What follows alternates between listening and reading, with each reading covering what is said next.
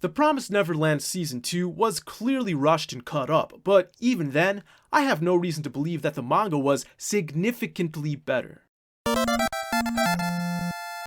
I was pretty late to watching The Promised Neverland. I just watched Season 1 less than a year ago, and I only decided to watch it because I heard a good karaoke version of the opening song, Touch Off by Overworld. I didn't expect anything going in, but Season 1 turned out to be tremendously good. I rated it double plus on the cusp of triple plus, depending on the second season. Well, I just watched Season 2 on Japanese Amazon Prime, where it's currently rated 2 out of 5 stars, presumably by a lot of pissed off manga fans. And yes, I have to agree that the second season is clearly a shell of the first season, but the question is, how much of that is due to the weakness of the source material itself, and how much of it is due to cuts and changes to the source material when it was adapted? Granted, I haven't read the manga, but I'd say that the bigger problem appears to be that the source material just goes downhill after Season 1.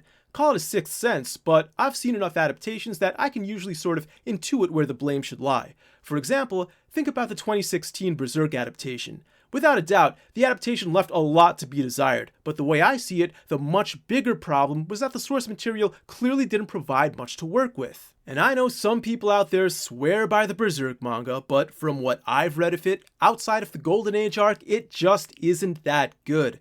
Similarly, everything I've seen leads me to believe that The Promised Neverland had one brilliant arc, and the rest of it just falls way short in comparison. Season 1 of The Promised Neverland was at its best when it was about the kids plotting and executing their jailbreak, basically that whole chess game between the kids and the mother. Now, why would you expect the rest of the show to be that good? There's really no way to recreate that kind of scenario once they'd already broken out, and what's really left to do after that? Just sneak around the monster world until they can find a hideout or make their way to the human world? It's a completely different kind of show at that point, and even if it's going to be good, it can't be good for the same reasons. To me, the value behind Season 2 is how it answers a lot of these lingering questions from the first season. For example, what's the outside world like? Why do the monsters eat children? Who is Minerva? What happened to Norman? This is why we want to see a Season 2, but most of the plot development on top of the answers to those questions just isn't that interesting. The story just turns into another who's the real monster kind of story, or how do we end the cycle of hate?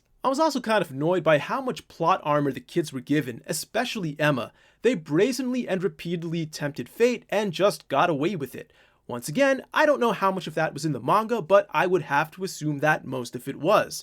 I was also hoping to see a little bit more out of my favorite character from Season 1. Who might that be, you ask? Emma? Ray? Norman? Mama Isabella? I certainly would have liked to see more of her. But actually my favorite character was Phil. Halfway through Season 1, I got a hunch that he was going to come out of nowhere and do something ridiculous.